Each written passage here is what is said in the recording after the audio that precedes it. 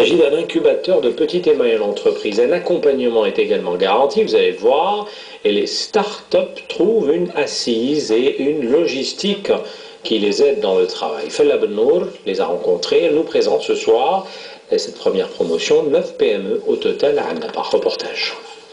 Pour Fella Hsendine, je suis architecte d'État agréé, j'ai 28 ans. Imen Taya, responsable commercial et finance, 23 ans. Je fais partie de Smart Communication. Chef d'entreprise ou cadre responsable, ces jeunes avec leurs différentes spécialités n'ont jamais été aussi proches. Normal, ils se partagent cette bâtisse. Ce sont 9 PME de la wilaya de Annaba qui sont installées ici depuis quelques mois. Désormais, ils font partie de ce qu'on appelle, dans le jargon économique, d'un incubateur ou pépinière d'entreprise. Une structure temporaire proposant des locaux à des prix symboliques, des aides et des services adaptés aux besoins spécifiques des entreprises nouvellement créées ou en voie de création.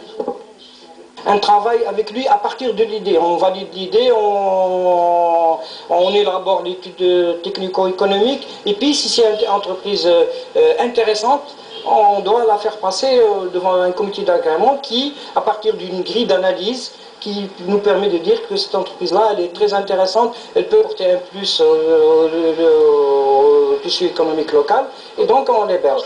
Initié par le ministère de la PME-PMI dans le cadre du programme d'appui à la création de l'entreprise et à l'emploi, la pépinière d'entreprise peut accueillir les jeunes entrepreneurs durant une période allant de 2 à 3 ans, mettant à leur disposition toute la logistique nécessaire pour leur activité. Cela dit, l'accompagnement reste l'élément fondamental dans le processus. C'est à l'expert qu'appartient de choisir et d'adapter les outils dont il dispose aux spécificités des situations rencontrées afin d'accompagner au mieux les créateurs de projets dans leur démarche et prospection du marché.